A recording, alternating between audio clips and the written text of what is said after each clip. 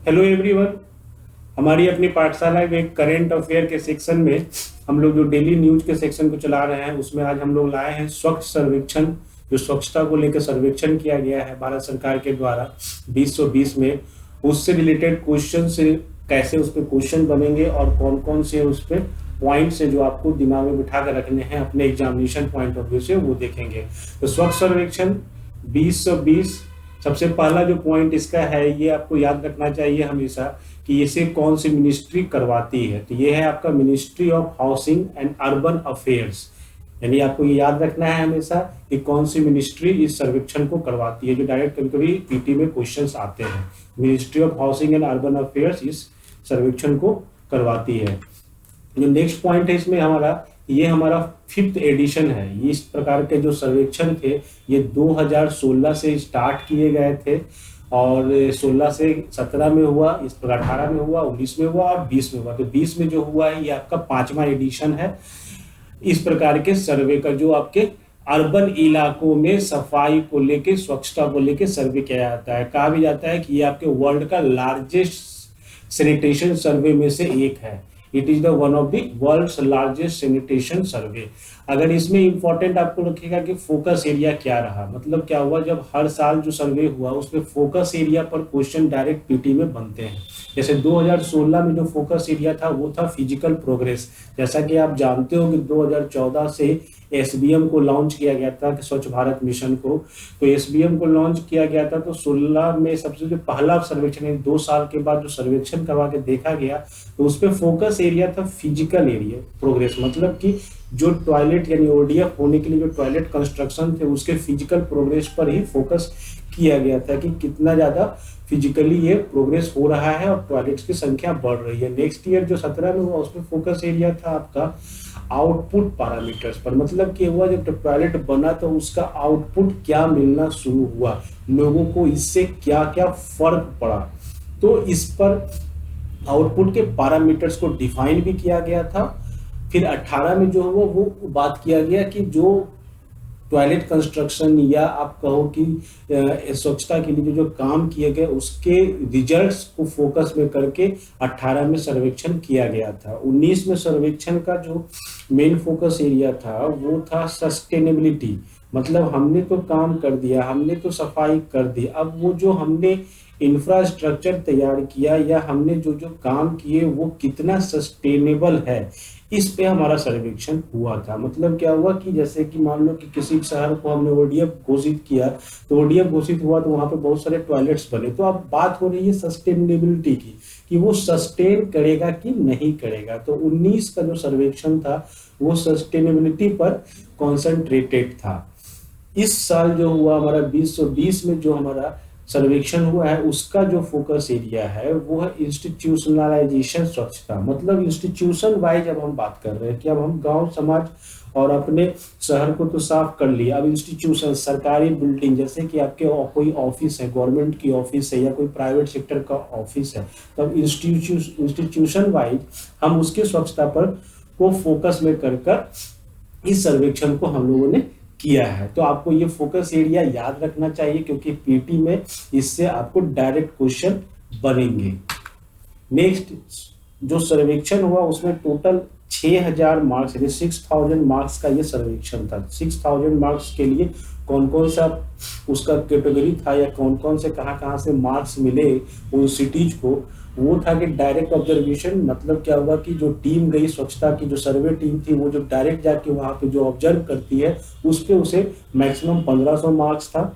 फिर उस शहर के सिटीजन का फीडबैक, उसे फीडबैक लिया गया, सोशल मीडिया पर भी लिया गया, कॉल सेंटर के माध्यम से भी और मैसेजेस के माध्यम से, ऐप के माध्यम से। स्वच्छता सर्वेक्षण ऐप बनाया गया था SSA और उसके माध्यम से भी सिटीजन्स का फीडबैक प्राप्त किया गया जिसपे टोटल मैक्सिमम जो था मार्क्स वो था 1500।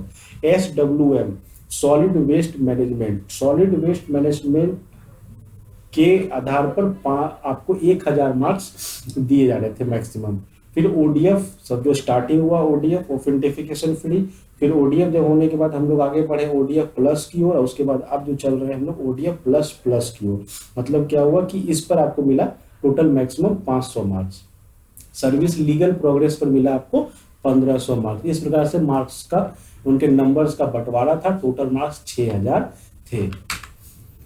अब आते हैं इसके रिजल्ट पर। रिजल्ट पर बात करेंगे तो सिटी जो थी 10 लाख से अधिक के पॉपुलेशन वाले सिटी का अगर रैंकिंग निकाला जाए तो उसमें इंदौर फर्स्ट किया, यानी इंदौर का रैंक 1 था, जो लगातार ये चौथा साल वो टॉप पोजीशन को होल्ड किए हुए है। सेकंड नंबर पर सूरत था, थर्ड नंबर पर नवी मुंबई था। जितने आपके एनसीआर वाले शहर हैं, फिर ग्रेटर मुंबई, भरुच, बेंगलुरु, अमृतसर, कोटा, चेन्नई, इन सब का परफॉर्मेंस अच्छा नहीं रहा। बीपीएससी का चूंकि इंटरव्यू भी होने वाला है, उसके नजर में बिहार को देखना एसएससी में बहुत ही इंपॉर्टेंट है। तो याद रखना है इसमें भी आपको, बिहार जो था, बिहार का एकमात्र शहर पटना 47 रैंक होल्ड किया, जो लास्ट रैंक था 10 लाख से अधिक पॉपुलेशन वाले सिटी का।